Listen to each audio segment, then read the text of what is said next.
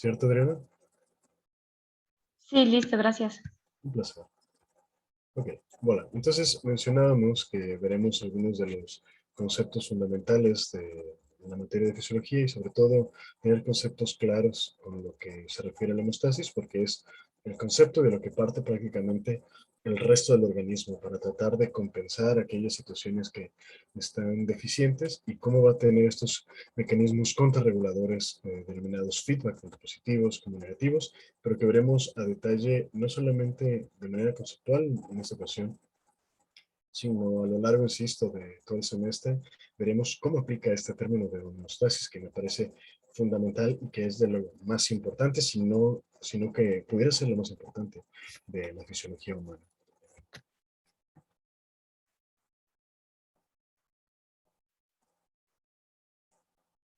Bueno, fisiología, en general, debemos partir desde lo más general hacia lo más específico. Recordar entonces que nuestra materia se llama fisiología médica, pero para llegar ahí tenemos que primero entender lo que es fisiología general, no fisiología como tal. Se sabe que fisiología viene de dos vocablos, sobre todo el griego antiguo, uno que es fisis y el otro logía o logos en este sentido. El primero es origen o naturaleza y el segundo, como ya todo el mundo sabrá, estudio de o tratado de. Entonces, esto sería el estudio o el tratado de la naturaleza o del origen como tal, si lo hiciéramos de manera muy literal. Pero si lo ahondamos un tanto más en el concepto, pues evidentemente va a ser denominado como ese estudio de tipo científico que nos va a referir y va a estar supeditado a las funciones y a los mecanismos que permiten que se desarrolle de manera interna un sistema vivo en general, ¿de acuerdo? Y después de eso veremos el resto de los tipos de fisiologías. Estos conceptos son importantes, vale la pena que los anoten, sí, ¿por qué no? Pero es mucho mejor que los comprendan sin duda. Entonces, con respecto al siguiente apartado, con respecto a la fisiología general, esto nos va a hablar de todos esos cambios y procesos físico-químicos dentro de los seres vivos, que por supuesto, si están de manera adecuada, nos van a permitir que exista el origen, posteriormente el desarrollo, la progresión y finalmente que se pueda considerar algún organismo vivo como tal. Si tenemos todos estos aspectos en homeostasis, entonces podemos considerar que un organismo puede sobrevivir y puede considerarse dentro de los procesos de cualquiera de los reinos vistos, por ejemplo, en la grafía que tenemos en la diapositiva. La fisiología médica, por su parte, nos habla de, vamos a regresarlo, nos habla de todos esos conjuntos de características que van a estar supeditadas específicamente al cuerpo humano. Ya no estamos hablando de todos los organismos vivos, estamos hablando sin duda del cuerpo humano y que esto le da la característica de que esté vivo, literalmente, ¿no? No existe fisiología médica en un paciente que ha fallecido, esa es la realidad, ¿no? Entonces, todos aquellos mecanismos que ayuden a la permanencia de este ser vivo, de este cuerpo humano, van a estar relacionados con mecanismos de todo tipo y sobre todo vamos a ver mecanismos en cada uno de los sistemas como tal y sistemas contrarreguladores, mecanismos contrarreguladores. Algunos de los ejemplos que nos apoyan de manera extrínseca, por ejemplo, y también intrínseca, pero sobre todo extrínseca de cómo saciar algunos de los fundamentos cerebrales o neurológicos que nos van a poder mantenernos vivos. Definitivamente el que haya una activación a nivel del centro de la saciedad y de ahí hablamos de un montón de cosas. Podemos hablar con respecto al apetito y con respecto a la sed, ¿de acuerdo? Entonces, el hecho de que se activen es porque algo está sucediendo en el organismo, ¿de acuerdo? O hay una depletación de los niveles de volumen, es decir, volúmenes hídricos, o por otro lado, una disminución de elementos formes como podrían ser los electrolitos, por ejemplo, o el hierro mismo.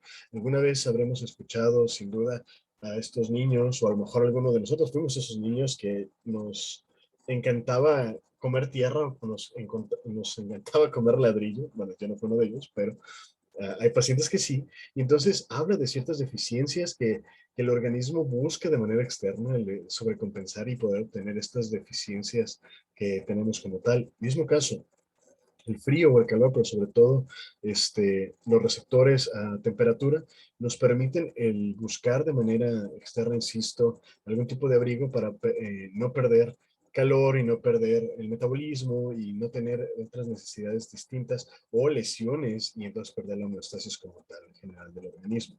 El miedo también nos hace resguardarnos para evitar que haya una pérdida externa e interna de la homeostasis como tal.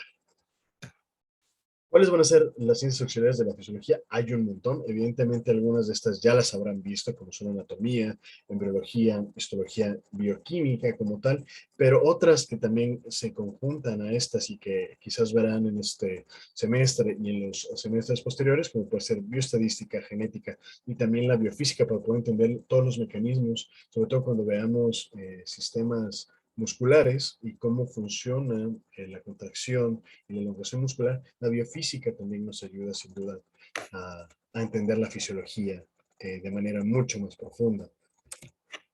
Entonces, hablábamos que la homeostasis es uno de los conceptos fundamentales que deben quedarse muy arraigados en nuestra mente, en nuestra comprensión como tal, nuestro conocimiento médico, ¿de acuerdo? Y nos habla de todos esos procesos que nos van a mantener las condiciones inherentes y equilibradas de manera casi constante, sobre todo en el medio interno, ¿de acuerdo? Con el medio interno no nos referimos al líquido que está dentro, que sería otra manera también de utilizar la terminología medio interno, pero lo veremos posteriormente a qué se refiere eso. En este caso en específico, el medio interno se refiere más hacia la corporalidad total del organismo, ¿de acuerdo? Entonces, basado en eso, todos los órganos y todos los tejidos van a realizar algunas funciones que van a colaborar a dicho equilibrio, a dicho mantenimiento como tal. Y si se fijan, les puse algunos ejemplos, sobre todo algunos que son medibles para saber cuándo existe una pérdida de la homeostasis. Algunas de las ocasiones habremos leído o habremos escuchado alguna vez que a los pacientes inclusive podemos tomarles exámenes de sangre y entre ellos podemos tener las gasometrías arteriales, que en este caso es la imagen que tenemos al lado derecho, son los valores regulares que pudiéramos estar teniendo de manera general en una gasometría. Y uno diría, bueno, también de manera sérica, no solamente en una gasometría, puedo obtener algunos de estos compuestos como los electrolitos, sodio, potasio, calcio. Claro que luego también. El carbonato, eso es más supeditado a la gasometría arterial, pero glucosa también es posible obtenerla vía sérica, no solamente la gasometría, la temperatura corporal, esa no se determina con respecto a exámenes de sangre, pero sí nos apoya, por supuesto, a saber si un paciente tiene una elevación de la misma, es decir, si el promedio no está siendo respetado o los rangos de cada uno de estos no está siendo respetado, pues entonces sabemos que no está en homeostasis y que estará con un déficit o un aumento excesivo de cada uno de estos parámetros y hay que corregirlo sin duda como tal, ¿no? Específicamente, yo sé que no es clase de desequilibrio hidroelectrolítico, pero podemos tener, por supuesto, acidosis o alcalosis si tenemos una disminución del pH sanguíneo por debajo de 7.3, 7.5 si somos un tanto más amplios, pero los puristas dirían que los rangos serían de 7.35 a 7.45. Si bajamos de eso, tenemos una acidemia. Y si subimos de eso, tenemos una alcalemia como tal. Y de ahí se derivan un montón de parámetros y subclasificaciones como son la alcalosis o alcalemia respiratoria y metabólica. Y mismo caso para la acidemia, eh, tanto respiratoria como metabólica. Pero eso posteriormente lo podemos observar en clases posteriores si les interesa sin ningún problema. Y bueno, si se fijan también acá del lado izquierdo, tenemos un ejemplo clásico con respecto a la homeostasis y cómo una disregulación del calcio, por ejemplo, va a tratar de llevar a mecanismos compensatorios. Y esto lo volveremos a retomar cuando veamos el tema de tiroides y paratiroides, por supuesto, pero de manera muy general, si existe una elevación del calcio, habrá entonces una estimulación de la tiroides, que habrá una producción, una liberación, producción y liberación, por supuesto, de calcitonina, sin duda, y que esto va a activar, por ejemplo, a que los receptores en hueso, en intestino delgado y en riñón sean externalizados y que entonces exista una recaptura de este calcio para que no esté circulando el calcio a nivel sanguíneo, sino que se aproveche mejor en la matriz ósea o que se pueda absorber vía intestinal y que después pueda ser excretado vía heces o un riñón de igual forma para que después pueda ser excretado vía urinaria sin ningún problema. Y por otro lado, una vez que eso sucede, llegamos a la hemostasis, ¿no? Posterior a una elevación de calcio. Tenemos el efecto contrario, en el caso de que tengamos una disminución de calcio, en este caso quien se activa será la paratiroides, en este caso habrá una producción y liberación de la hormona paratiroidea, y mismo caso, en este caso lo que tendremos será una estimulación sí de hueso, intestino delgado y riñón, pero en el caso del hueso habrá una resorción del hueso, habrá una liberación de calcio por esta eliminación de la matriz ósea como tal, mediante un montón de mecanismos y moléculas, entre las cuales tenemos RANKL o también tenemos a osteoprotegerina carboxilada, pero esos son temas mucho más a profundidad con respecto al metabolismo óseo como tal. En fin, el intestino delgado, todo aquello que entre el organismo por vía oral, pueda ser capturado a nivel de intestino delgado y que pueda ser transportado a torrente sanguíneo si se requiere por esta baja de calcio como tenemos en este ejemplo hipotético, ¿no? Si todo esto sucede también a nivel renal, existe recaptura de calcio, entonces podemos volver a la hemostasis. Son los dos escenarios clásicos que prácticamente se van a observar en prácticamente todos los órganos, para poder tener este feedback negativo de decir, ¿sabes qué? Me falta o me sobra, entonces voy a hacer y activar todos los mecanismos compensatorios para poder llegar a la homeostasis, que es el equilibrio como tal, o esta casi constante del medio. Con relación a los órganos y estos que van a apoyar sí o sí a que pudieran sin duda a tener un equilibrio o una homeostasis general, tenemos varios, ¿no? Pero si hablamos de los pulmones, de los riñones y del aparato digestivo, a nivel pulmonar, por supuesto que vamos a tener el aporte de oxígeno, ¿de acuerdo? Que este va a ser enviado hacia el líquido extracelular inicialmente, y si esto sucede, y entonces y solo entonces, podremos reponer oxígeno a los diferentes tipos de tejidos, sobre todo a los órganos diana, ¿no? Cerebro, pulmón mismo, corazón, hígado, riñones y páncreas como tal. Los riñones entonces, lo que nos van a apoyar, no solamente, como dice la diapositiva, va a ser el mantenimiento de las concentraciones de los iones, es decir, de sodio, potasio, normalmente como exponentes máximos de estos iones, sino también para poder tener un estado compensatorio a nivel hídrico, es decir, si estamos deshidratados, que retenga agua, si estamos edematizados, que excrete orina, tengamos una mayor cantidad de micción como tal. Y a nivel de tubo digestivo, por supuesto que todo aquello aporte que sea ingresado por vía oral pueda aportar, evidentemente cuando veamos sistema digestivo, ver cómo existen moléculas que van a degradar los macrocompuestos a sus compuestos mínimos para que entonces estos nutrientes puedan ser absorbidos de mucho más fácil manera y entonces puedan ser utilizados a nivel celular para poder tener un mejor metabolismo celular en general del organismo.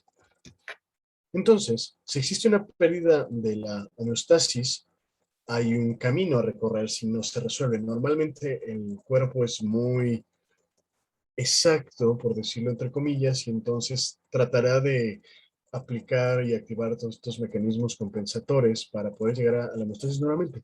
Pero ¿qué pasa si esto no sucede y si la homeostasis continúa depletada como tal, abolida?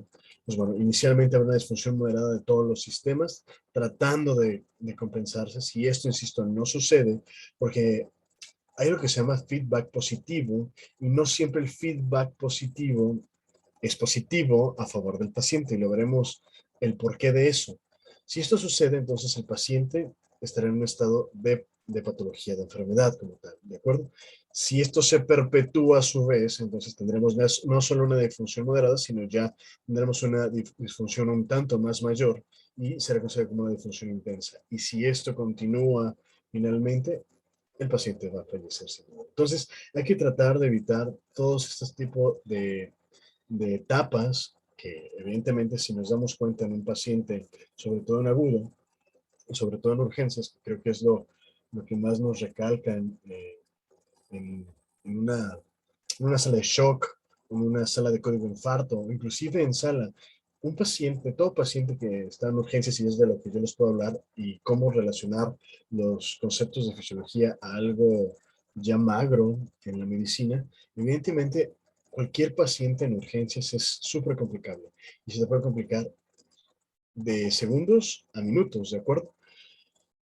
Sobre todo, uno a veces piensa que los desórdenes hidroelectrolíticos pudieran ser cosa de nada, pero saber que, por ejemplo, si hay un aumento de potasio y que eso, el potasio puede aumentar de manera muy rápida, sobre todo si tenemos algún paciente de tipo renal, esto puede llevar no solamente a espasticidades musculares, es decir, que se tetanicen o se contraigan de manera importante los músculos generales, los músculos esqueléticos, sino que puede tener cambios electrocardiográficos y poder llegar a tener arritmias importantes y posteriormente a una fibrilación ventricular, por ejemplo, y posteriormente a un paro cardíaco. Y son detalles mínimos que nosotros podemos apoyar a esa homeostasis cuando el organismo ya no es suficiente y estas alteraciones del equilibrio se perpetúan de funciones leves hasta de funciones intensas. Prácticamente, si no hacemos algo, el paciente va a morir, ¿de acuerdo? Entonces, hay que tener mucha atención con respecto a la homeostasis porque es prácticamente de lo que nos basamos en todas las especialidades, ¿de acuerdo? Tratar de llevar a la homeostasis al paciente, sea la especialidad que les encante y que quieran estudiar sin duda. Con respecto al medio externo e interno, ya hablando de, de forma muy general, intracelularmente, tenemos ciertas situaciones fundamentales que nos van a permitir por llegar a una homeostasis, porque la homeostasis no solamente es orgánica, es decir, no solamente es del cerebro o del riñón, etcétera, sino que también existe una homeostasis mucho más profunda, mucho más interna. En este caso va a ser la homeostasis celular. Requerimos que sí o sí exista un intercambio de nutrientes y de líquidos por los diferentes medios que existen, de acuerdo, entre el medio externo y el medio externo. Entonces, tenemos por un lado el medio interno, que se acuerdan que les mencionaba, que es otra manera de utilizar esta terminología, que no es igual a la corporalidad general, sino el medio interno es sinónimo en este caso, ya hablando de fisiología celular, a líquido extracelular. Son dos sinónimos como tal. Si en algún texto ven líquido extracelular o ven medio interno, es exactamente lo mismo como tal, ¿de acuerdo? Entonces, en ese sentido, vamos a tener un intercambio inicialmente de lo que es la parte externa con la parte interna, es decir, lo que está afuera del cuerpo como tal, ¿no? El agua que nos tomamos, el alimento que consumimos, etcétera, y cómo después del metabolismo que sufre, estos y una vez degradados podrán pasar a nivel intracelular sin duda como tal. Y bueno, una vez que está todo dentro, tenemos todavía un intercambio extra, ¿de acuerdo? Está el líquido extracelular y luego está el líquido intracelular, ¿de acuerdo? Y este es mucho más grande en la mayoría, en cantidad, en la mayoría de las células como tal. Entonces también aquí existe un intercambio, ¿se fijan?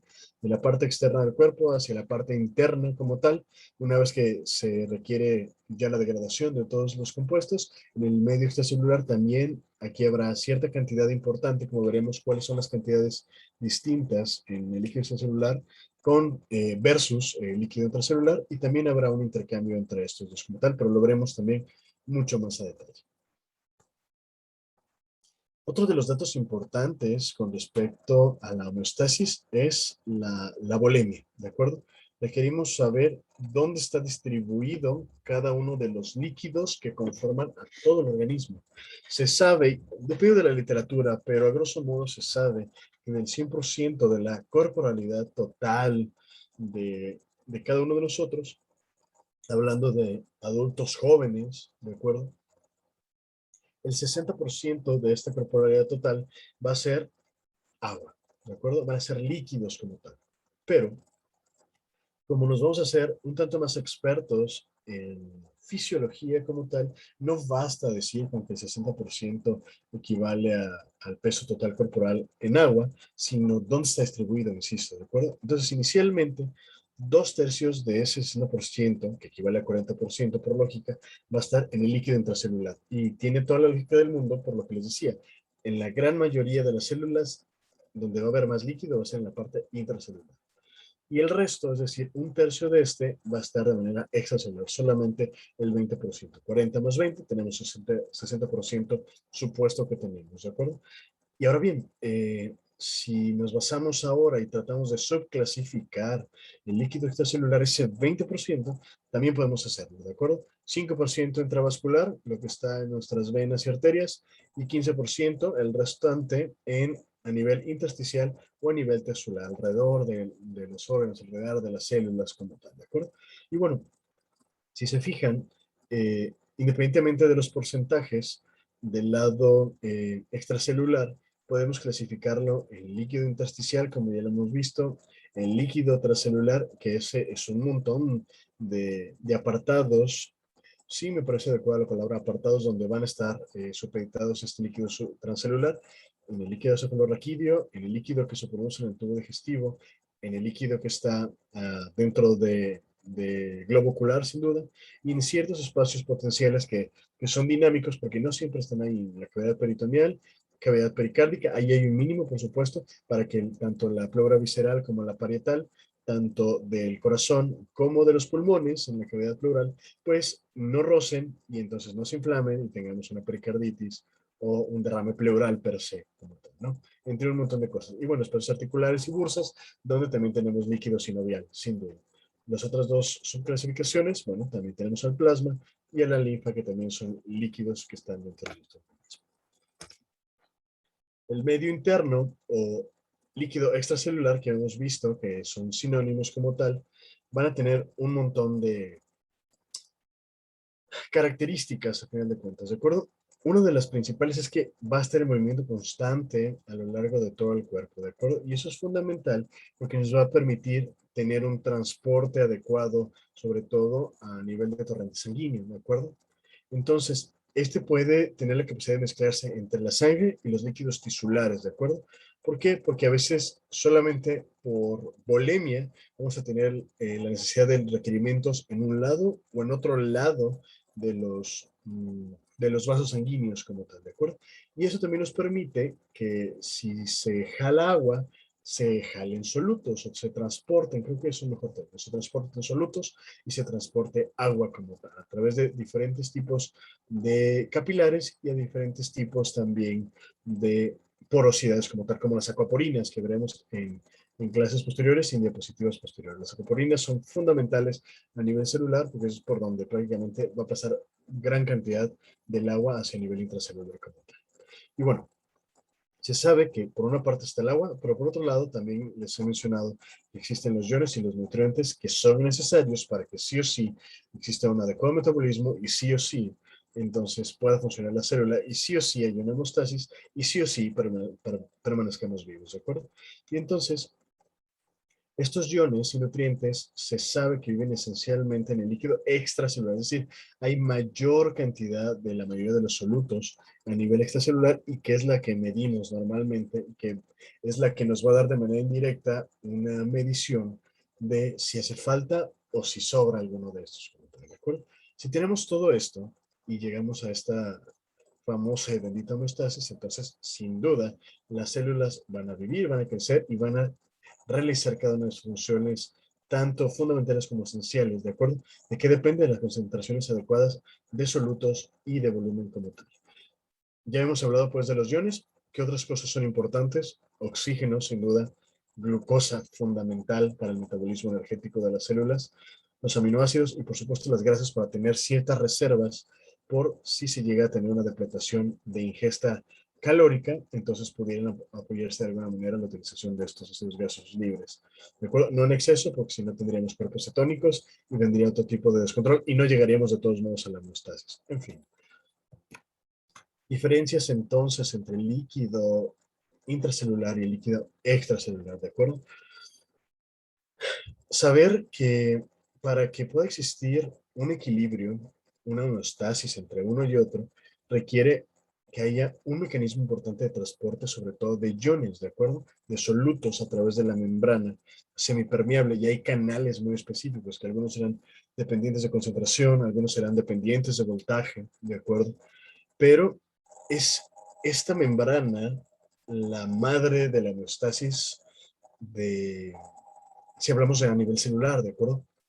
Porque entonces va a permitir que no exista mayor concentración de alguno de estos solutos a nivel intracelular y que esto pudiera conllevar de manera secundaria a desórdenes hidroelectrolitos y a desórdenes en el resto del organismo, ¿de acuerdo? Ya había hablado de manera muy burda con respecto al potasio a nivel cardíaco, pero si hablamos de sodio, por ejemplo, podemos tener de manera secundaria un edema cerebral si existe un aumento importante e inclusive cuando en urgencias tratamos de reponer tanto sodio como potasio, pero en este caso, hablando del ejemplo de sodio, si lo hacemos de manera abrupta y les administramos 10 miliequivalentes de golpe o más de 10 miliequivalentes de golpe, podemos provocar una disminución a nivel del puente, ¿de acuerdo? Entonces, imaginemos el daño que podemos causar solamente por haberle metido más sodio del que debería. Y, y, y nuestra idea fue ayudarlo, y nuestra idea fue llevarlo a la hemostasis, pero hay reglas muy específicamente para poder llevar a un paciente a hemostasis, sobre todo en urgencias como tal. Pero bueno, diferencias entre líquido intracelular y extracelular. En intracelular hay mucho más cantidad de potasio, magnesio y fosfato, lo cual tiene toda la lógica del mundo y está en íntima relación con que en el líquido extracelular haya más sodio, cloruro de bicarbonato, pero sobre todo sodio. Existe un apartado en fisiología que quizás alguna vez lo han escuchado, lo han leído, y si es la primera vez que lo escuchan también está bien, pero existe algo que se llama bomba sodio-potasio ATPasa, ¿de acuerdo? Que es fundamental para poder llevar a este equilibrio, es uno de esos feedbacks importantísimos a nivel celular para poder llevar a unas concentraciones adecuadas a un lado y el otro de la membrana celular como tal, ¿de acuerdo? Entonces, léanlo, de todos lo veremos en diapositivas posteriores y en clases posteriores, quizás más de una vez. ¿Qué más hay dentro del líquido extracelular? Oxígeno, glucosa, ya lo hemos visto, ácidos grasos y aminoácidos que van a estar ahí circulando por si se requieren, sin duda.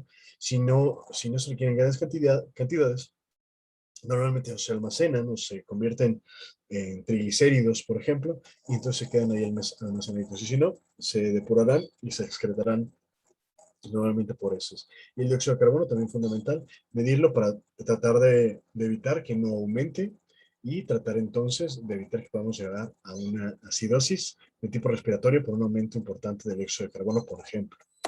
¿De el transporte, entonces, en el líquido extracelular lleva ciertas etapas, específicamente son dos, ¿no? El movimiento de la sangre en general que está en el organismo general dentro de los vasos es lo primero que tenemos que tener en cuenta, ¿no? Va a estar circulando a través de todo el organismo y que evidentemente requerirá la oxigenación a nivel pulmonar y que posteriormente pase a corazón y que el corazón se distribuya a los órganos diana y también en los capilares externos, a las arteriolas eferentes, por ejemplo. Y una vez que esto suceda, regrese por las vénulas y entonces vuelva ahora por el sistema venoso hasta nuevamente el corazón, sobre todo el corazón derecho, y en el corazón derecho llega nuevamente a pulmones, oxigena, etcétera, ¿de acuerdo? Pero saber que es un sistema de transporte de líquido constante, siempre está moviéndose, aunque no lo sintamos o no lo percibamos o no lo hemos contemplado teóricamente, ¿de acuerdo?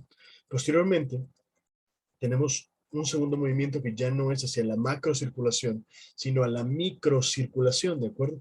Y esta es también fundamental. ¿Por qué razón? Porque aquí es donde va a estar el intercambio en general a través de proteínas plasmáticas. Se sabe entonces que ya en la microcirculación, que sería como la segunda, macrocirculación, microcirculación, ¿de acuerdo? La microcirculación van a ser en estos capilares sanguíneos y específicamente entre los espacios intracelulares como tal, donde va a haber este intercambio de solutos, de componentes disueltos como tal, ¿de acuerdo? Y por tanto, vamos a tratar de tener también un equilibrio entre lo que es el plasma, de acuerdo, de la sangre de estos capilares, de la microcirculación, con el líquido intersticial que está en esta sección como tal. Doctor, Sí, hay una compañera que no ha podido entrar a la llamada. a ver, vamos a ver. Es Jessica, Sin creo. problema. Sí, Jessica Cruz. Gracias. Un placer. Gracias a ustedes. Vale. Vamos a esperar a que Jessica ingrese, ¿vale?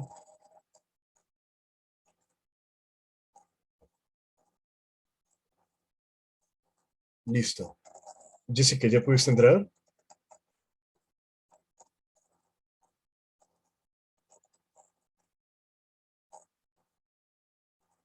Vamos a revisar. Hasta el final. Bueno, parece que sí. Jessica Cruz Sánchez.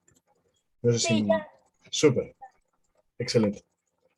Entonces, continúo. Gracias. No, un placer. Un placer.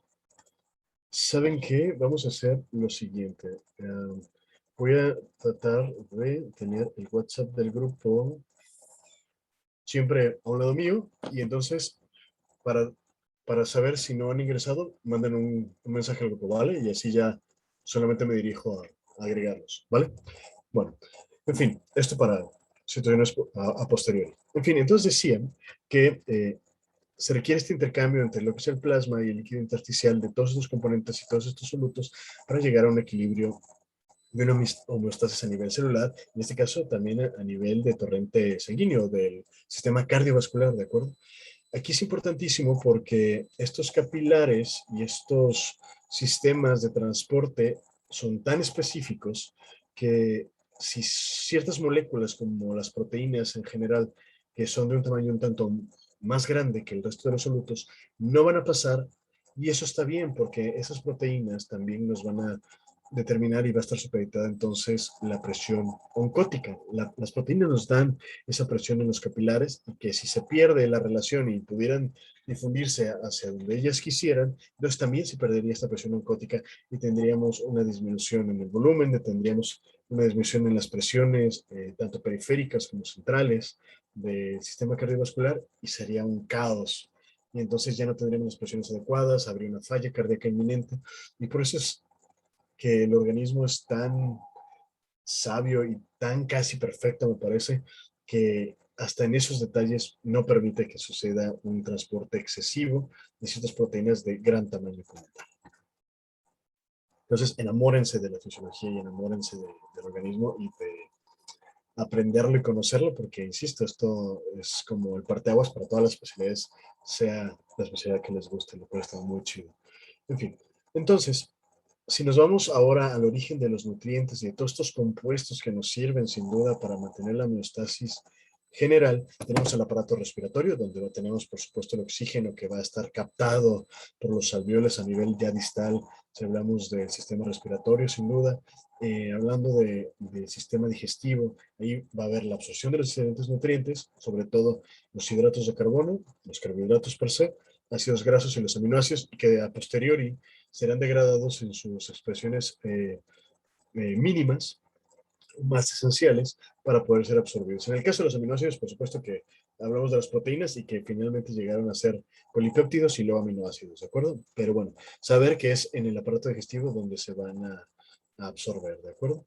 Y después a distribuirse a torrente sanguíneo.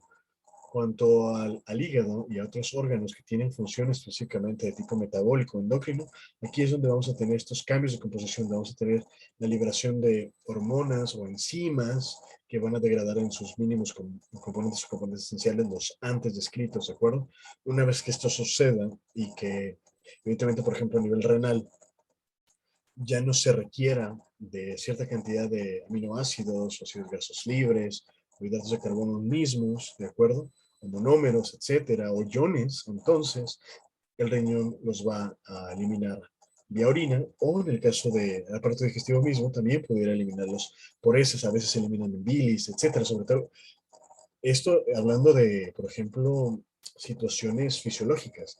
Si hablamos de farmacología, también a nivel renal, a nivel intestinal y también por vía bilis pueden eliminarse algunos medicamentos, lo cual es muy interesante. Aparato locomotor, por supuesto que nos va a ayudar a poder obtener cualquier cosa. Es fundamental. Podemos tener una homeostasis celular adecuada y tener una buena respiración y tener un buen aparato digestivo y un buen aparato cardiovascular. Pero si tenemos una cuadraplegia, por ejemplo, y nadie nos ayuda, entonces no vamos a tener la posibilidad de alimentarnos, de beber agua, entonces, evidentemente no vamos a tener los requerimientos básicos, vamos a caer en desnutrición, en caquexia, y entonces vamos a perder cualquier funcionalidad. ¿Por qué?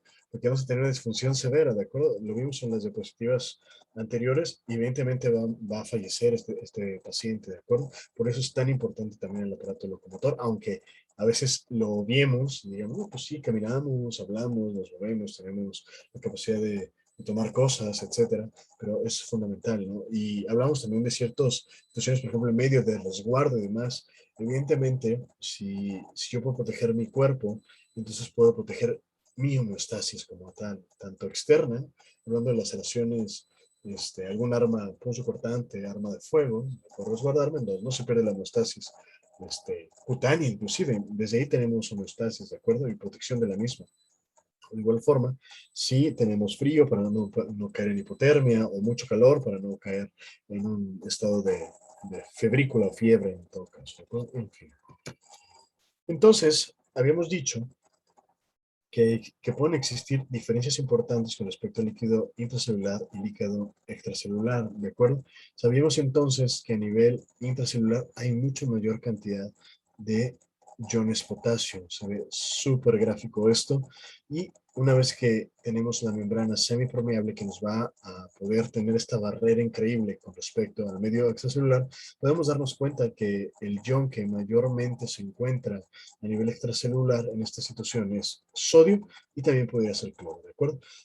Y yo les mencionaba además que normalmente los iones y las sustancias que medimos son las que están en el medio extracelular, ¿de acuerdo?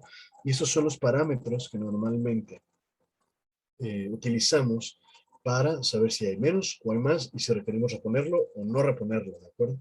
Ahora bien, antes de ver estos rangos como tal, eh, a veces nosotros podríamos pensar si tiene una pérdida importante en nuestros niveles medidos de sodio, de potasio. Eh, Yesabet, mande, WhatsApp. Es decir que cada vez que nosotros tomamos los niveles de un paciente siempre van a ser los del extracelular, ¿verdad? Ah, sí, los reportados Pero, normalmente son los del extracelular. Ahora bien, también, pero, sí, perdón, a través de eso podemos saber si hay algo también de malo en cuestión del medio intracelular. sí, por supuesto, porque significa que los mecanismos compensatorios del medio intracelular no están siendo suficientes para compensarlos en el medio extracelular. ¿Y cómo sabemos? Porque a la hora de medirlos están depletados, ¿de acuerdo? No está siendo suficiente este feedback negativo para poder compensarlos. Y qué bueno que lo preguntas y qué bueno que viene el comentario, porque va unado a lo que quería yo comentar. Muchas de las ocasiones podemos tener pacientes en los cuales tenemos una disminución, sobre todo en la disminución de sodio o potasio, también de bicarbonato, pero sobre todo esos dos, sodio y potasio, y decir, ok, me escuché o leí que si estaba disminuido, entonces tenía que reponerlo en agudo. No siempre es así, ¿de acuerdo? Hay pacientes y hay, creo que, 3 o 4 ejemplos clásicos donde existe una pérdida y una depletación de estos iones o de estos electrolitos de manera crónica en los ancianos, ¿de acuerdo? Porque ellos ya no absorban igual y no tienen un sistema de regulación igual, normalmente están bajos. Los pacientes renales, por supuesto, y los pacientes con cáncer, ¿de acuerdo? Hay un aumento de metabolismo y un descontrol brutal, ¿de acuerdo? Y entonces ellos también tienen una depletación crónica de estos. Entonces, ellos no es tan importante subirlos porque están acostumbrados a tenerlos bajos. Es importante subirlos, sí, pero no es tan importante hacerlo en agudo porque podemos llevarlos a una descompensación extra, ¿de acuerdo? Porque si los ponemos un montón de sodio para tratar de llevarlo a 135, 145, o en el caso del sodio, o a 3.5 a 5 en el caso de potasio, a veces podemos causar más daño. Por eso es que en la definición de homeostasis decía que había un movimiento o una concentración casi constante, ¿de acuerdo? Porque dependerá de cada paciente, ¿de acuerdo? Mismo caso en pediátricos, etcétera, ¿de acuerdo? A los que les gusta la pediatría.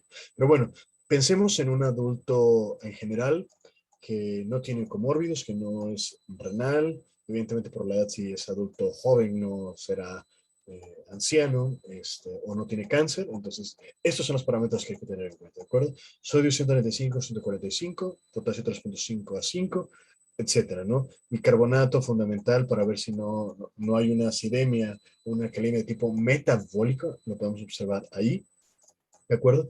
Con respecto a calcio, también fundamental para ver si no hay espasticidad o flacidez a nivel muscular, por ejemplo, también es fundamental el tenerlo en cuenta. Y la osmolaridad nos sirve y es algo de las cosas fundamentales. Elizabeth, adelante. Lo que pasa es que está utilizando niveles diferentes a la otra diapositiva, ¿verdad? Sí, porque depende de dónde lo leas, son los cortes, ¿de acuerdo? Inclusive, Ok. es bien interesante porque uno puede decir, yo que estoy de residente en el IMSS, en los parámetros de la 180 son súper distintos a los de la 110 y súper distintos me refiero más menos 3 más menos 5 si nos vamos muy alargado como tal, pero inclusive en lo privado, si alguna vez tienen la posibilidad de comparar un estudio de dos laboratorios privados o de un laboratorio privado contra uno de institución, también son distintos, ¿de acuerdo? Y no depende de que se les antojó, depende más de el reactivo o el kit de reactivos que compraron para poder hacer la prueba. Eso es lo que determinan los rangos, no es que, bueno, nosotros lo vamos a ampliar porque pues queremos que sea menos la tasa de incidencia de pacientes con desorden hidroelectrolítico. No, depende sin duda de situaciones laboratoriales y de técnicas de laboratorio per se, ¿de acuerdo? Sí, profe, gracias. Un placer. Entonces, les mencionaba que la osmolaridad es fundamental porque nos ayuda a un montón de cosas. De entrada, si tenemos un paciente deshidratado, nos ayuda la osmolaridad para saber si está deshidratado solamente con respecto al líquido, porque se oye hasta burdo, ¿no? Pero una cosa es que hay una deshidratación por líquido y que aparte esté sobreagregado el que esté concentrado de solutos, ¿de acuerdo? Que esté concentrado de sodio, de potasio, de cloro y de glucosa y que eso aumente la osmolaridad. Y no vamos a reponer el mismo tipo de solución en un paciente que tiene depresión de líquido y aumento de solutos, entonces requerimos una solución isotónica, es decir, que tenga pocos solutos porque ya tenemos un montón de solutos, ¿de acuerdo? Por otra parte, si está deshidratado, está hipovolémico y aparte, en este caso, calculamos la osmolaridad y sale que está baja la osmolaridad, entonces no solamente tiene pérdida de líquidos, sino pérdida también de solutos, ¿de acuerdo? Imaginemos en un accidente, una hemorragia masiva, está perdiéndose todo a final de cuentas. Y entonces lo que requerimos es una solución hipertónica, porque vamos a requerir, sin duda, restituir el líquido y restituir los solutos. En el caso de que esté enorme la osmolaridad, pero hay una deshidratación, entonces una isotónica. Entonces, fisiología es mucho de lógica, ¿de acuerdo?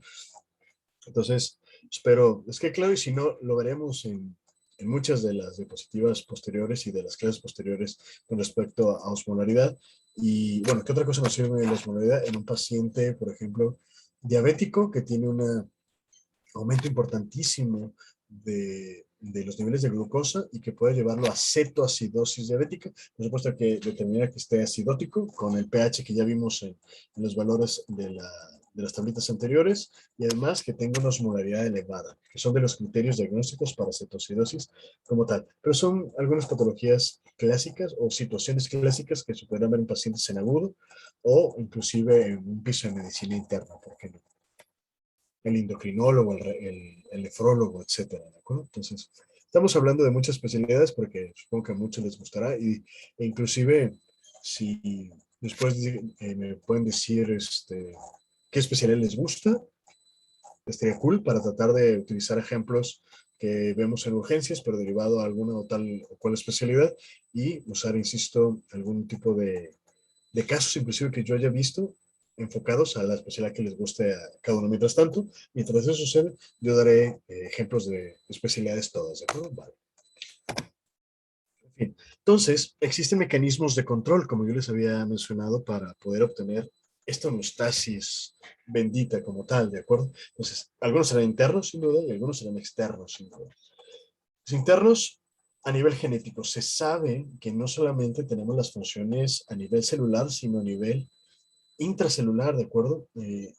Creo que todavía no llevan genética, pero cuando existe inclusive un proceso de, de replicación, por ejemplo, ¿de acuerdo? O inclusive desde la duplicación y en la replicación en ambas, existen mecanismos muy específicos a nivel genético y biomolecular, si somos aún mucho más puristas, en los cuales si un nucleótido no se copió de manera adecuada, hay un enhancer que va directamente, quita ese nucleótido y pone el que es adecuado. Normalmente funciona y normalmente lleva a la homeostasis de manera biomolecular. Imaginemos hasta dónde llega este concepto de homeostasis, ¿de acuerdo? Existen otros mucho más complejos en los cuales si un cierto una cierta secuencia de nucleótidos no funciona, no solamente uno, sino varios, entonces hay otro mecanismo específicamente a nivel biomolecular que va y quita toda esa sección y pone una sección nueva que sí codifica a la proteína que se buscaba. O viceversa, cuando hay un codón que no funciona, también a veces existen otros mecanismos que eliminan estos codones, sobre todo codones de paro, y entonces vuelve a colocar codones que sí codifican a la proteína que se requiere como tal. Y bueno, cuando ya existen deficiencia en esos mecanismos, pues entonces estamos hablando de enfermedades moleculares como tal, pero bueno, eso espero lo vean en biología molecular o en genética, que son cosas muy interesantes, pero muy a fondo, ¿de acuerdo? En fin, y ya con respecto a la parte externa que nos ayuda a estos feedbacks, por supuesto que la respiración, sobre todo para mantener estos pHs y estas oxigenaciones importantes para evitar que no haya acidemia, perdón, o alcalemia, la presión sanguínea sin duda para tener una buena perfusión tisular a nivel de todos los órganos dianos y evidentemente, mejor dicho, los tiempos de coagulación y la cascada de coagulación que también nos apoyan a que no haya una coagulación vascular diseminada, mejor dicho, o en el caso de que haya una depletación de los factores de coagulación, que haya un sangrado activo por cualquier cosa. Que sucede, sí, que hay enfermedades específicas, sí, por supuesto, pero todos estos mecanismos compensatorios van a tratar de activarse y van a tratar de compensar y de llevar nuevamente al equilibrio del organismo como tal. Y lo veremos, por supuesto, cuando veamos neumología, cuando veamos cardiología, cuando veamos hemato, etcétera. Y bueno, hablamos entonces que se requiere que se regule a nivel sobre todo de centro respiratorio y de pulmones las concentraciones sí o sí de oxígeno y de dióxido de carbono, sobre todo a nivel de líquido extracelular, que habíamos dicho, que sin duda es donde lo medimos. Entonces, se requiere mantener sí o sí una constante adecuada de oxígeno, como tal, que normalmente va entre 80 y 100% como tal, ¿de acuerdo? A veces uno se podría asustar de pensar que tiene una oxigenación de 90 y eso ya causa algún tipo de problema, pero de ahí derivan un montón de cosas que espero vean en fisiopatología, porque entonces sabríamos si estamos hablando de un proceso funcional, de un proceso restrictivo, o por qué a nivel sanguíneo y a nivel distal en una gasometría estamos viendo una depletación de tener lo ideal 100% a 80%, a 90%, ¿de acuerdo? O por otro lado, si estamos hablando de una persona un tanto más mayor, pues sus capacidades funcionales a nivel pulmonar ya no son las mismas y probablemente su 100% para ellos ya es el 90% que estamos midiendo y está bien. ¿Por qué? Porque no tiene sintomatología, porque no está agitado, porque no tiene cianosis, de acuerdo que es como esta eh, coloración marmórea a nivel distal del organismo como tal, ¿de acuerdo? Pero sobre todo sintomatología de falta de aire, de disnea, ¿de acuerdo? O de cansancio, de falta de respiración al hacer ciertas actividades que normalmente no. Si no lo tiene, entonces no tiene sintomatología y por más que esté depletado, 10% de ese 100%, pues evidentemente es normal, ¿de acuerdo? Pero bueno, si tenemos una buena oxigenación, eso nos va a decir de manera secundaria que la hemoglobina también está haciendo su factor, está haciendo su trabajo, ¿de acuerdo? Su chamba adecuada. Entonces, la hemoglobina va a ser donde se amortigüe, donde se fijen las moléculas de oxígeno, de acuerdo al grupo M y junto con el hierro como tal, para poder ser transportado el oxígeno al resto de todos los organismos, sin duda, ¿de acuerdo? Y ¿qué es lo que nos va a apoyar a que esto suceda? Habíamos visto que hay un montón de mecanismos, ¿de acuerdo? Y yo les mencionaba que el centro respiratorio es uno de ellos. Debemos de excitar sí o sí el centro respiratorio para que digamos, ¿sabes qué? O hay un aumento o hay un déficit de dióxido de carbono y entonces requerimos hacer algo, ¿de acuerdo? A nivel pulmonar. Si existe gran cantidad de dióxido de carbono, lo que vamos a tener es un aumento en la frecuencia de las respiraciones, ¿de acuerdo? Vamos a tener taquipnea como tal. Y van a ser respiraciones profundas, ¿de acuerdo? Entonces, eso es uno de las características importantes. Si ven alguien que está respirando, que se escucha de esa manera, es porque tiene mucho dióxido de carbono, probablemente esté en acidosis respiratoria o metabólica, y va a tratar de compensar de manera rápida con dióxido de carbono. Existe una expresión burda, pero que nos hace entender por qué sucede esto de la respiración rápida y profunda. Lo que se logra y lo que se consigue con esto es un barrido del dióxido de carbono, es decir, estamos expulsándolo de manera abrupta, rápida como tal, ¿de acuerdo? Y en el caso del contrario, en el que existe una disminución del dióxido de carbono, entonces la respiración se volverá lenta y no será de manera profunda, simplemente será una respiración normal para tratar de evitar que se siga perdiendo el dióxido de carbono. Entonces, tenemos algunas situaciones importantes con respecto a la regulación como tal. Y puse algunos ejemplos que posteriormente se verán en cardiología, pero imaginemos entonces que tenemos procesos de estimulación de homeostasis a nivel de presión sanguínea, ¿de acuerdo? Hay un aumento en la presión sanguínea inicialmente como tal. Podemos ver aquí, tenemos muchas clasificaciones de presión sanguínea, pero imaginemos 120-80, ¿no? Lo que en general ya conocemos. Si esto sucede, más bien, si sucede una disrupción y un aumento de la presión arterial normal, entonces lo que vamos a tener es una estimulación de los vasos receptores, sobre todo a nivel de seno carotidio y de el arco aórtico, en estas dos secciones como tal. Si esto sucede, entonces de manera secundaria habrá una estimulación y unos impulsos de estos vasos receptores, sobre todo en el centro cardioinhibitorio, ¿de acuerdo? Si esto sucede de manera secundaria, esto va a dar una señal de manera terciaria, ahora en este caso, primero al corazón para que baje la frecuencia cardíaca, que baje la contractibilidad y por tanto de manera secundaria también va a bajar la presión arterial. Y en el caso también de los vasos sanguíneos, porque no solamente va a ser a nivel macrocirculatorio, sino también a nivel basal, a nivel de cada uno de los vasos sanguíneos, sobre todo a nivel venoso, vamos a tener situaciones vasomotoras, lo que nos va a permitir una dilatación.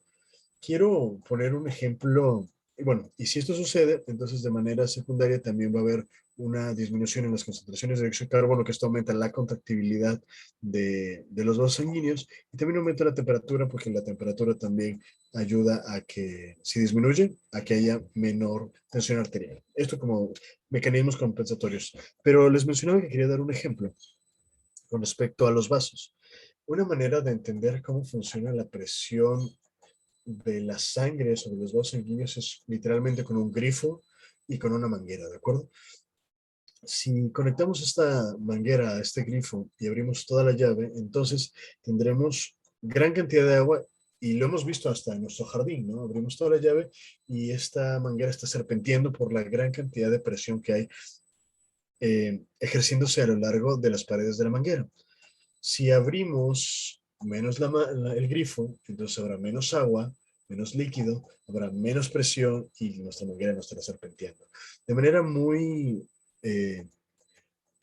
burda, así es como funcionan los vasos sanguíneos. Si tenemos mucho líquido, entonces tendremos más presión, es decir, si tenemos más sangre, tenemos más presión y habrá un aumento de la presión arterial sistémica per se. Si tenemos menos líquido, habrá menos presión en los vasos, por tanto, menos presión a nivel cardíaco y menos presión arterial a nivel sistémico como tal. En el caso de estos mecanismos o feedback negativo compensatorios en que tenemos una vasodilatación, es como si tuviéramos ahora el mismo líquido del grifo, pero con una manguera un tanto más gruesa, ¿de acuerdo? Y si nuestra manguera es mucho más gruesa, entonces por más líquido que haya, ya la presión no va a estar distribuida de mucho mejor manera, ¿de acuerdo? Entonces, así funcionan los vasos sanguíneos y todo. En el caso contrario, en el caso de que haya una disminución en la presión arterial, entonces también van a estimularse los vasoreceptores a nivel de seno carotidio y arco aórtico. En este caso va a haber una estimulación a nivel central, no del sistema o del centro cardioinhibitorio, sino del sistema o del centro cardioacelerador, si esto sucede, entonces vamos a tener aumento de la frecuencia cardíaca, aumento de la contractibilidad, ¿de acuerdo? Y a nivel sanguíneo vamos a tener una vasoconstricción y por los mismos mecanismos que les expliqué de manera burda y con la ejemplificación a nivel basal, pues entonces vamos a tener un aumento de la presión arterial y en general, ya sea por una situación u otra, llegaremos a la homeostasis a nivel de presión sanguínea en específico, ¿de acuerdo? Entonces, les mencionaba que hay dos. Sistema de retroalimentación o feedback positivo y feedback negativo, ¿de acuerdo? Normalmente, los que actúan a nivel general es el feedback negativo, la retroalimentación negativa, ¿de acuerdo? Existe un cambio, sea lo que sea, una disminución, una depletación o un aumento de los electrolitos, del volumen, un aumento, una disminución de las hormonas, etcétera, ¿de acuerdo? Y entonces, eso va a activar señales a nivel periférico y después a nivel central, que van a tratar de compensar a este estímulo inicial. Una vez que esto se capta a nivel central, entonces va a haber una liberación orgánica de lo que haga falta, una recaptura de lo que haga falta, ¿de acuerdo? Para tratar de restaurar esta variable afectada hacia la normalidad. Si eso sucede, entonces llegamos a la metástasis. Si fijan, es muy lógico, es muy sencillo. En cambio, en la retroalimentación positiva existe esta misma perturbación inicial, esta depletación inicial como tal. Y esto, en vez de pararse y decir, ok, me falta esto, me sobra esto, tengo que hacer algo, tengo que activar algo para tratar de compensar, en este caso no. Por eso digo que la retroalimentación positiva a veces no es tan buena como tal, porque lo que va a hacer es intensificar el resultado que tuvo como perturbación inicial, ¿de acuerdo? A veces va a crear inestabilidad y solamente hay dos escenarios en general que pudieran apoyarse a favor de la alimentación positiva. Por ejemplo, la cascada de coagulación, un factor activará a otro y este a otro y este a otro, hasta que ¡pum! Tenemos un taponamiento de algún tipo de hemorragia como tal, ¿de acuerdo? Dos, en un mecanismo de parto, es decir, el bebé se encaja, creo que lo tengo en la diapositiva más adelante, pero el bebé se encaja, esto estimula, libera oxitocina, la oxitocina crea mayor contractibilidad, las contractibilidades empujan más al bebé, el bebé vuelve a estimular, la estimulación crea más oxitocina, bla, bla, bla, bla. Un círculo vicioso, para este caso a favor. Ahora bien, existe una retroalimentación positiva como un círculo vicioso negativo, es decir, no nos funciona, no está bien, que es en las hemorragias masivas, por ejemplo, ¿no? No alcanza a sobrecompensar el organismo y al tratar de llevar, por ejemplo, tenemos la hemorragia, ¿no? Y al tratar de llevar sangre a los órganos diana, va a tratar de haber mayor frecuencia cardíaca, mayor contractibilidad, y eso va a hacer que abunde la hemorragia, y entonces después va a haber menos volumen, y entonces el corazón va a cansarse porque ya no va a poder llevar la misma cantidad de sangre, y entonces va a tener un paro cardiorrespiratorio, y ya no llevó sangre, aumentó la hemorragia, y por eso hay muerte, ¿de acuerdo? Por eso les mencionaba que a veces la retroalimentación positiva no es tan buena y puede llegar a círculos viciosos importantes y por supuesto a la muerte del paciente, ¿no? Sobre todo en un escenario de urgencias. La retroalimentación negativa, entonces casi la mayoría de los sistemas la tienen y les coloqué inicialmente para ir entendiendo, aunque lo veamos a posteriori en el sistema de endocrino, ¿de acuerdo? Pero bueno, tenemos entonces que tenemos la liberación inicial en el hipotálamo de algún tipo de hormona hipotalámica. Esto va a llevar a la estimulación de la hipófisis inicialmente y esta de manera secundaria va a liberar TSH, por ejemplo, en este caso, una hormona hipofisiaria específicamente, que nos estimule la tiroides, en este ejemplo clásico, y si esto sucede, entonces la tiroides va a crear, liberar y crear, y desarrollar y liberar hormona tiroxina, que nos va a apoyar el metabolismo celular en general, ¿no? Si esto sucede, es decir, ya está liberada a torrente sanguíneo la tiroxina, y se convierte de T3 a T4 y viceversa, como lo insisto, lo veremos a detalle a nivel endocrinológico, cómo puede haber este paso de T3 a T4, T4 a T3 o T2 inclusive, ¿de acuerdo? Si esto sucede, entonces va a mandar señales de regreso a la hipófisis y va a llevar también señales de regreso al hipotálamo. ¿Por qué razón? Para que el hipotálamo ya no libere esta hormona hipotalámica que va a estimular la hipófisis y tampoco que la hipófisis empiece a liberar TSH como tal. La hormona que se libera en el hipotálamo es la TRH, ¿de acuerdo? Que es Thyroid Release Hormone, como tal, ¿de acuerdo? Y esa, la TRH, aquí no lo dice, pero es la que se libera del hipotálamo, es la que estimula la hipófisis, y la hipófisis libera la TSH, y la TSH va a estimular a la tiroides, que es la hormona estimulante de tiroides como tal, si lo traducimos al español como tal. Y bueno, esa es la retribución negativa. Esto, inclusive, se le llama el eje hipotálamo, hipófisis, glándula. No siempre es la tiroides. Puede ser en ovarios, puede ser en hígado, etcétera, ¿de acuerdo? Pero normalmente sí se le llama eje hipotálamo, hipófisis, glándula como tal. Y lo vamos a ver un montón de veces porque es el mecanismo clásico de cómo expresar un feedback negativo, ¿de acuerdo? Con respecto a la retroalimentación positiva, ya les había dado yo el ejemplo cuando es a favor en un proceso de parto activo, ¿de acuerdo? Y bueno, tenemos, por ejemplo, aquí, la cabeza del bebé presiona el cuello uterino, ya se los había mencionado. Esto a su vez va a causar impulsos nerviosos que van a provenir precisamente de esta estimulación a nivel uterino, que van a nivel central, a nivel cerebral. Esto va a estimular a nivel de hipófisis la liberación, la producción y liberación de oxitocina. La oxitocina es una hormona, una molécula que va a viajar a nivel de torrente sanguíneo y que se va normalmente a dosar en las paredes musculares del útero para que haya mayor contracción, y esta contracción como tal va a empujar más al bebé, y al empujar al bebé nuevamente va a estimular el cuello uterino. Esto va a llevar señales nerviosas nuevamente al cerebro, más oxitocina, más contracciones, más empuje del bebé, hasta que pues tenemos pues ya la expulsión del producto y posteriormente el alumbramiento, porque es más o menos el mismo mecanismo. Recuerda también, por ejemplo, que hablando, por ejemplo, ahora de ginecobstetricia, ¿no? Uno dice, es que ya dio a luz, ¿no? Pensando que ya salió el bebé, ¿no? Del canal vaginal, y no es así. El alumbramiento o el dar a luz es la placenta, no es el periodo secundario a que nació el bebé, ¿no? Que obtuvimos el producto recién nacido como tal. Entonces, dar a luz es dar a luz a la placenta y no al bebé como tal, ¿de acuerdo? Entonces, empezamos también a utilizar terminologías adecuadas con respecto a cada una de las especialidades que existen, vamos, ¿no? Y que tienen que ver y que están supeditadas a la fisiología. Como les mencionaba, una retroalimentación positiva también que nos apoya, pues es los tiempos de coagulación y la cascada de coagulación como tal, ¿no? Tenemos una ruptura de los capilares o de la dermis como tal, eso va a conllevar a una hemorragia como tal, y lo que requerimos pues, es la agregación plaquetaria inicial. Esta agregación plaquetaria, que están las plaquetas en el torrente sanguíneo, posteriormente van a activar de manera secundaria los factores de coagulación, cada uno activará uno al otro, y una vez que esto suceda, plaquetas más factores de coagulación, entonces tendremos el trombo y tendremos el taponamiento de la hemorragia inicial como tal. Pero esto es de manera estimulada y potenciada como tal, ¿de acuerdo? No es que se paró esto, la plaqueta, y entonces hubo algún mecanismo que paró la agregación bacteriana. No, al contrario, hubo mayor agregación bacteriana como tal.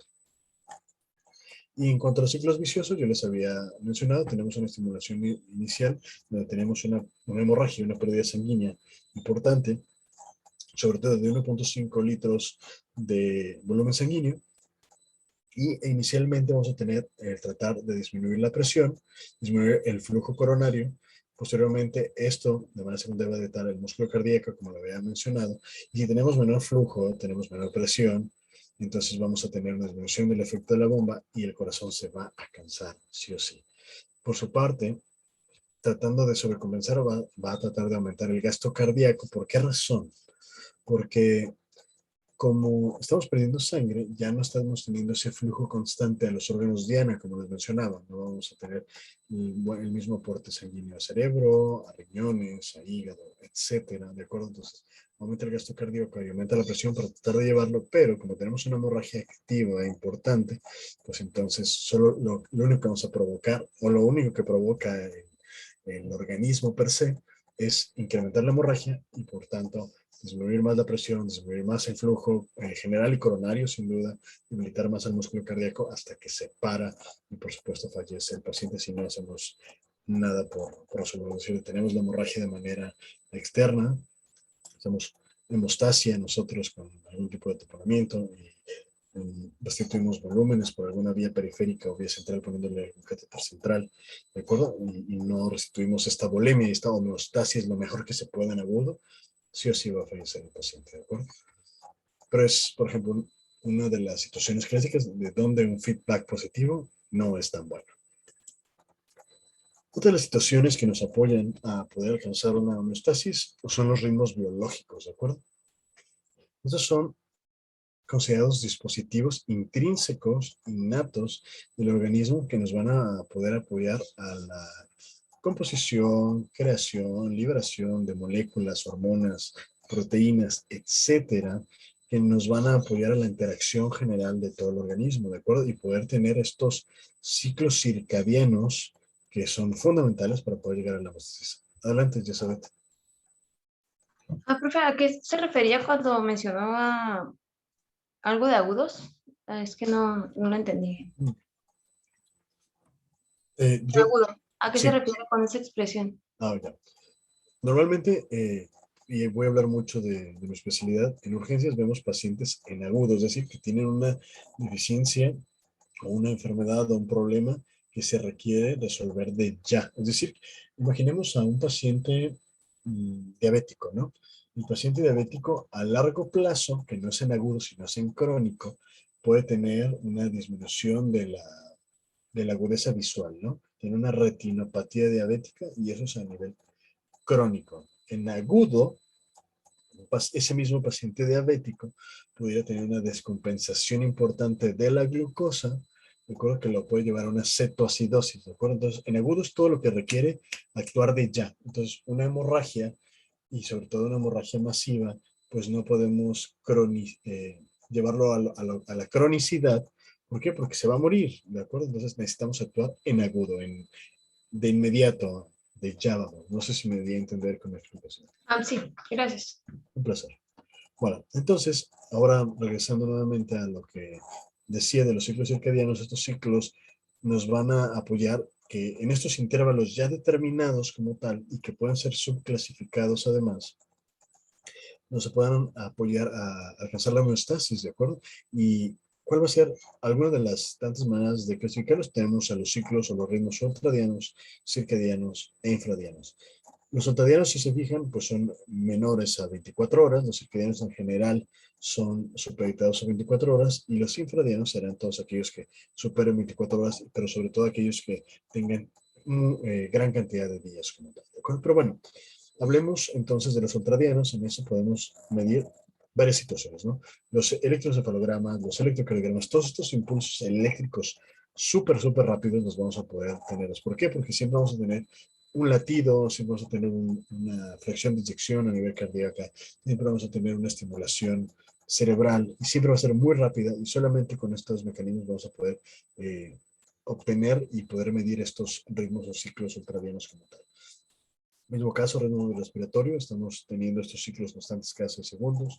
La secreción de hormonas, no de todas, casi siempre hay una renovación cada hora, cada 60 minutos. Y los estados del sueño, que normalmente duran 90 minutos hasta que se vuelva a repetir. Si bien entendemos que podemos dormir 6 horas, de pasar de REM 1 a REM 4, pues duran normalmente 90 minutos como tal. Y con respecto a los ritmos circadianos que duran 24 horas, la actividad locomotora, es decir, este paso inicial de sueño-vigilia, que cuando estamos en vigilia podemos tener toda la capacidad motora a nuestra merced, y también la regulación de la temperatura corporal, porque no siempre a lo largo del día tenemos la misma temperatura corporal, a pesar de que en la parte externa tengamos ciertos grados mayores o menores, ¿de acuerdo? Y lo veremos en una tabla de manera general, una grafía en general. Y los infradianos, 28 días, el ciclo menstrual en general, por supuesto que se sabe, y cuando veamos aparato reproductor femenino, se sabe que hay pacientes que duran menos de 28 días, que pueden llegar inclusive a tener cada 20 días y algunos que tendrán cada 35 días o 40 días. Y eso no significa que de manera intrínseca sean pacientes irregulares, ¿de acuerdo? Si ellos tienen cada 20 o cada 28 o cada 30 un ciclo, también estamos hablando de una regularidad como tal, ¿no? Y también estamos hablando, en este caso, de un ciclo circadiano de tipo infradiano, ¿de acuerdo? Y los de 365 días, por supuesto, los nacimientos y la hibernación, si estuviéramos hablando de otra especie, no necesariamente del ser humano. Entonces, existen estructuras internas que nos van a apoyar sí o sí a poder cumplir con los ciclos de feedback como tal. El sistema nervioso y el sistema endocrino normalmente va a estar unido como tal para apoyar el sistema a la homeostasis, a los feedbacks y por supuesto a los ciclos circadianos, ¿de acuerdo? Y que pueden estar influidos también por agentes externos. Si esto sucede, entonces podemos tener la estimulación del hipotálamo, del núcleo supraquiasmático y por supuesto de la hipófisis de manera secundaria. Sobre todo, esto se refiere, esta diapositiva se refiere en el núcleo supraquiasmático, que evidentemente si estamos en una ciudad o en un clima en el cual hay mayor oscuridad o mayor luz, entonces también tendremos una regulación o disregulación de los diferentes tipos de hormonas, sobre todo la melatonina, ¿de acuerdo? Entonces, la melatonina es esta hormona que nos ayuda a poder regular el ciclo de sueño-vigilia. No sé si alguna vez habrán escuchado inclusive el síndrome de jet lag, el que les da o nos da a las personas que viajamos a un país, sobre todo a un país que tiene gran cantidad de aumento o disminución de los usos horarios, y eso nos contrapone a lo que el organismo está acostumbrado y que está normalmente ya supeditado su homeostasis a cierta cantidad de luz y a cierta cantidad de noche como tal. Pero bueno, es esta hormona la que se ve relacionada o se ve afectada, dependiendo de estos factores externos, y que por supuesto puede ser compensada de manera extrínseca. Ya venden melatonina en las farmacias y bueno, podemos tratar de corregir este jet lag en el ejemplo que estoy poniendo. Ahora bien, tenemos, como decía, ciertos ritmos subclasificados. Tenemos a los ritmos ultradianos que deben de ser menor de 90 minutos y en ellos tenemos a los latidos del corazón, como hemos visto, el parpadeo, los ciclos REM que vimos y la respiración simbólica. Con respecto a los ciclos circadianos de 24 horas, habíamos visto pues que pueden existir estos desarrollos y liberaciones hormonales como tal, pero no siempre es eso lo que está supeditado a este tipo de ciclos circadianos. También pueden existir cambios físicos, mentales y conductuales derivados de estos ritmos que duran 24 horas normalmente, ¿de acuerdo?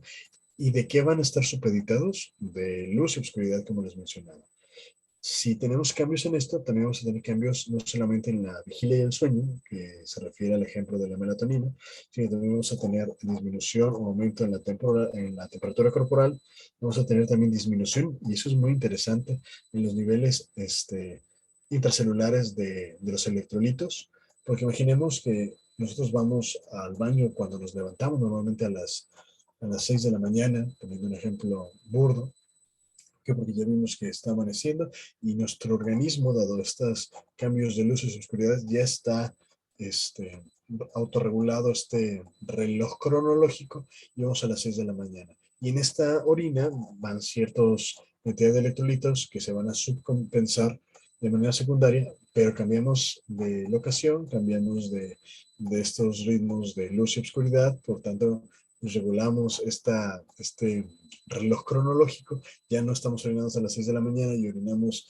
después o 5 horas después, y eso también cambia los niveles séricos de intracelulares de electrolitos y entonces perdemos homeostasis, sí o sí.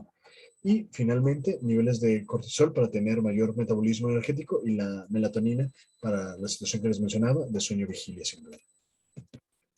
Y los ritmos infradianos mayores a 28 horas, normalmente y en aproximado 29 días, menstruación, la reproducción en general, porque evidentemente si tenemos un proceso de liberación de los ovarios, también tendremos el proceso de menstruación en conjunto, y eso de manera secundaria también puede apoyar a la reproducción. Es decir, el organismo en teoría está diseñado para que cada mes pudiéramos tener la capacidad de reproducirnos a final de cuentas, ¿no? Sobre todo hablando de aparato reproductor femenino. Y lo veremos cuando tengamos esa clase, sin duda. Y bueno, otra de las situaciones importantes son las hormonas a nivel suprarrenal. Estos también tienen un ritmo infradiano como tal. Hay una reposición a nivel de las glándulas suprarrenales cada 28 horas como tal. La estructura del ciclo circadiano, entonces, habíamos mencionado que no es un reloj biológico, que normalmente va a estar supeditado al núcleo supraquiasmático del hipotálamo para poder tener esta relación de luz y de oscuridad, sin duda.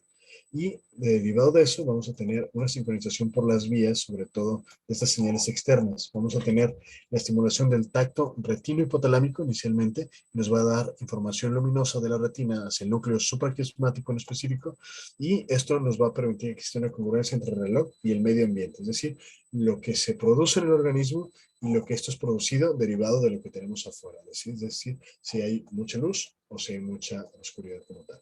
Y de manera secundaria también vamos a tener las vías eferentes. Estas vías eferentes van a ser señales que van a estar enviándose hacia los sistemas efectores específicamente, que van a expresar los diferentes ritmos fisiológicos y conductuales. Es decir, existen personas que derivado de esta luz y obscuridad tienden a tener cambios en la liberación de ciertos neurotransmisores, y por eso es que alguna vez habremos escuchado que en países nórdicos existen mayor cantidad de pacientes con depresión, ¿de acuerdo? Porque hay una disregulación con respecto a la serotonina, y todo es derivado de que existe mayor presencia de oscuridad y no de luz, y por tanto hay una menor estimulación de estas vías a nivel de núcleo supraquiasmático, y por tanto a nivel central también hay una disminución y una desregulación de la serotonina, y por tanto hay un proceso de trastorno de depresión mayor como tal, ¿de acuerdo? Pero todo tiene que ver. Ya vimos cómo el ciclo circadiano está supeditado a la parte externa, cómo este ciclo circadiano va a estimular de manera interna, y a pesar de que puede existir feedbacks negativos, a veces no es suficiente, hay una disfunción moderada, y entonces tenemos una patología, en este caso de mi ejemplo, una patología o un trastorno a nivel psiquiátrico como tal, y no está en hemostasis, y todo derivado de que no hay una adecuada cantidad de luminiscencia a nivel externo. Entonces, los ritmos biológicos, y hay un montón de gráficos como este, van a estar siempre o casi siempre en una constante. Y cuando esto no sucede es cuando vienen las desregulaciones y viene una pérdida de la hemostasis en todo sentido, tanto celular como fisiológica, como mental, ¿de acuerdo? Inclusive social. Sabemos entonces que a las 6 de la mañana existe un aumento de la presión sanguínea, ¿de acuerdo? A las 7:30 de la mañana existe un cese en general, si somos personas normales, si somos estudiantes de medicina o de especialidad. Olvídenlo, nosotros no funcionamos así, esa es la realidad. A las 7:30 a veces apenas estamos terminando de hacer las tareas o los resúmenes de fisiología, ¿de acuerdo? Entonces, pero en teoría, una persona sana y que tiene un ritmo de vida normal, entre comillas, pues a las 7:30 de la mañana habrá un cese de la secreción de melatonina para estar despiertos como tal, ¿de acuerdo? Comienza entonces a las 8:30 este movimiento intestinal, y por eso es que a las 8:30 en teoría nos da un tanto más de hambre como tal. La máxima secreción de testosterona será a las 9 de la mañana. Tenemos mucha más energía a esa hora, y por eso es que a muchas personas les gusta ir al gym a esa hora como tal. Ir a las 6 de la mañana, a veces pues estoy en el gym, sí, pero a veces no tengo tanta energía porque fisiológicamente la testosterona no está en su máxima expresión como sería a las 9 de la mañana como tal, ¿de acuerdo? A las 10 de la mañana tenemos la máxima tensión, entonces si tienen una clase a las 10 de la mañana, creo que es donde van a tener mayor aprovechamiento, entre comillas, pero insisto, como somos estudiantes de medicina o de especialidad o doctorado, lo que sea, entonces esto no nos funciona a nosotros, pero en teoría sí debiese de ser, ¿de acuerdo? Mayor coordinación a las 14:30, mayor velocidad de respuesta para lo que sea a las 15:30 horas del día, mayor eficiencia cardiovascular y muscular sería a las 5 de la tarde, entonces también a las 5 de la tarde sería una buena hora para ir al gimnasio, esa es la realidad, derivado de los ciclos circadianos. Hay una mayor presión elevada con respecto al torrente sanguíneo, tanto macro como microvascular, entonces los que van entre las 5 y las 6:30 al gym, me parece que también es un horario adecuado, sin duda. Entonces, prácticamente después de la clase podrían irse al gym y estaría perfecto. Hay mayor temperatura que pueda a las 7 de la tarde, que lo mencionaba, no siempre tenemos la misma temperatura a lo largo de todo el día, sin duda. Hay un inicio de secreción a las 9 de la noche, es por eso que nos empieza a dar sueñito a esa hora, no es que sea el mal del puerco, que post cena, post-prandial, sino que literalmente así está diseñado el organismo para tratar de descansar, porque el descanso también es parte de esta compensación, de este feedback para poder llegar a una homeostasis, ¿de acuerdo? Entonces, mi consejo es que entiendo lo de las tareas y insisto mucho en ello, pero también insisto en que traten de descansar lo más posible, porque si no, nos tornamos, no es adecuado. A las 22:30 cesa el movimiento intestinal y por eso es que no se recomienda que haya cenas, y sobre todo cenas copiosas a partir de esa hora. A las 2 de la mañana en teoría debe haber mucho más supeditado profundo. Y finalmente, a las 4:30 de la mañana, en contraste a las 7, es donde tenemos menor temperatura corporal. ¿Por qué razón? Porque no tenemos el metabolismo corporal elevado, no necesitamos que haya mayor energía, y entonces no hay un aumento de la temperatura y entonces tampoco se requiere en ese sentido, ¿de acuerdo?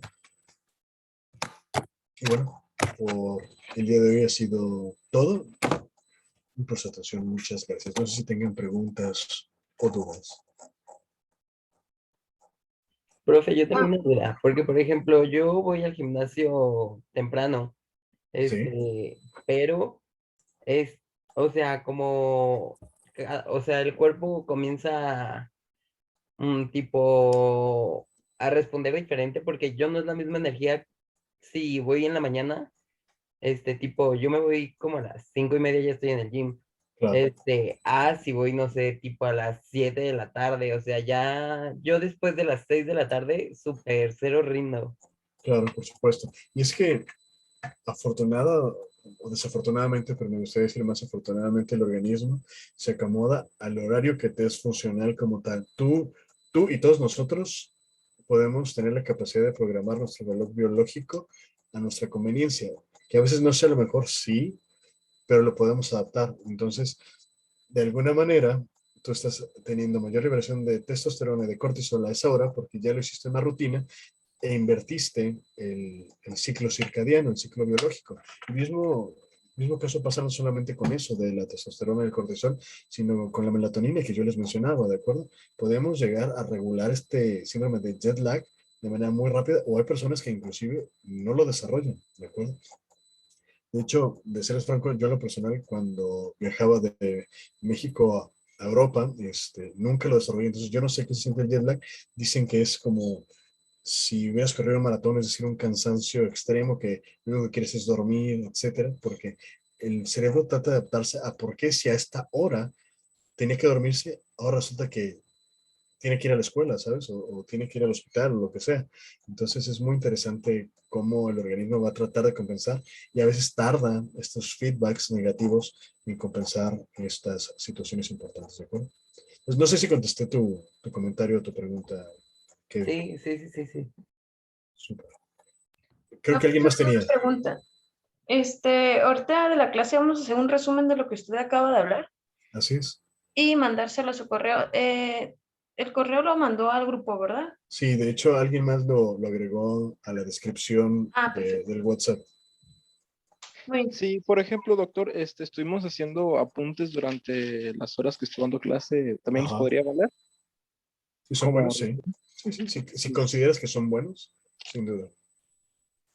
ay, no tienen la mejor letra del mundo, habla rápido, pero No estoy hablando de caligrafía, sino de contenido, al final de cuentas, ¿no? Ah, ok. ok, Entonces no ok. califica presentación porque ahora sí, antes tenía bonita letra, ahorita sí me dicen que tengo letra de doctor.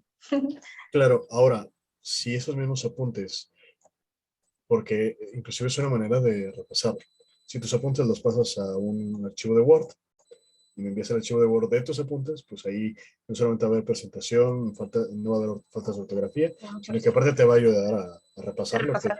lo que tú Ujú. escribiste, ¿no? Entonces, y voilà. Todo, es un ganar-ganar y es un más ganar hacia ti que hacia mí, ¿no? Entonces, Tengo una pregunta, profe. Bueno, doctor, lo que vimos ahorita lo vamos a ir reforzando conforme vayamos avanzando al curso, sin duda, porque porque básicamente fuerte homeostasis, los órganos de regulación, como ejemplos que usted dio, pero hay algunas cosas que no entendí, pero por cuestión de tiempo y cuestión de no estar interrumpiendo, sí, este, sí lo vamos a ver más adelante, más a detalle. sin duda, sin duda, y lo veremos a detalle en cada uno de los aparatos que veamos. Profe, Pero si tienes dudas, puedes sacarlas sin ningún problema, ¿no? Sí, dime, Miriam. Habla, yo tengo una duda, pero no es como tanto del tema y a la vez sí. Quería saber si, por ejemplo, yo había leído que cuando dormimos nosotros estamos mandando como diferente tipo de ondas, ¿no? Las delta y todo eso. Y quería saber si las personas que casi no duermen, o por ejemplo que duermen 3 horas, tienen sus ciclos de sueño incompletos, si afecta como en el tipo de ondas que están como mandando. Pues. Totalmente. Para tener ondas reparadoras en general son las beta o las delta como tal. Entonces, si no tenemos una adecuada reposición de las horas de sueño, no solamente van a disminuir en intensidad, sino en tipo de ondas. Y por eso es que a veces esos pacientes empiezan a tener como una supresión del sueño profundo. A posteriori les va a costar mucho más llegar a REM 4 que el resto de las personas que sí lo hacen. ¿Por qué? Porque normalmente no lo utilizan. Es lo que les mencionaba con respecto a que nosotros modificamos nuestros relojes biológicos a conveniencia como tal. Y entonces el organismo dice, bueno, si no me necesitas que te lleve a ese grado de descanso, pues entonces, pues como para qué activo esa cantidad de ese tipo de ondas, si de todos modos no las vas a utilizar. ¿De acuerdo? Y ese profe puede alterar pues el cuerpo como en salud o en trastornos. Por supuesto que sí. Si no hay un buen descanso, lo que se ha descrito es que hay mayor cantidad de radicales libres. Entonces, si hay mayor radicales libres, entonces hay mayor estrés y hay mayor desgaste general, tanto celular como a nivel orgánico. Entonces, por eso es que las personas que no duermen se ven más acabadas, ¿no? Entonces, se habrán visto ustedes mismos al final de un semestre de medicina cómo se ve cierto cambio físico y cómo durante las vacaciones se restituye esta jovialidad total. Por supuesto que sí, que hay implicación. Ok, gracias. Un placer, Miriam. Josabeth, Bueno, es que hay como bueno, no contradicciones, sino que surgen demasiadas dudas en cuestión del sueño, porque soy una persona que se considera que no duerme bien, o más bien no ajá. duerme las horas que debería. Creo que todos podemos levantar la manita y decir que no dormimos bien. Pero sí. ¿Cómo? Creo que todos podríamos levantar la mano y decir que nadie de los que estamos aquí dormimos bien. Pero Ah, bueno, sí. Bueno, es cuestión de que mi trabajo es nocturno, trabajo de noche. vale, Entonces, es como trabajar de noche y estudiar en el día y es como dormir 4 o 3 horas. sin duda, sin ¿Sí, duda. no?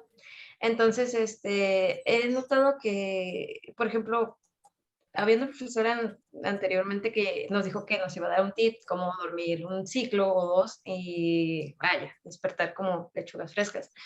Pero hay personas que dicen, no, es que tu hora de dormir son 8 horas y debes de dormir 8 horas. Yo la verdad tiene años que no duermo 8 horas. Bueno, ahorita en vacaciones, pues la verdad sí lo hice.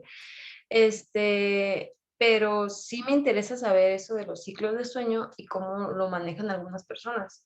Porque sí me ha pasado que he dormido a veces, creo que hace 2 semanas, bueno, antes de salir de vacaciones hubo como 3 días que dormí solamente 2 horas y me sentía con mucha fuerza, o sea, no tenía sueño, aguanté lo que sí, me dolían un poco los pies, pero otras veces he dormido más tiempo, pónganle las 8 horas que nos recomiendan y me siento fatal.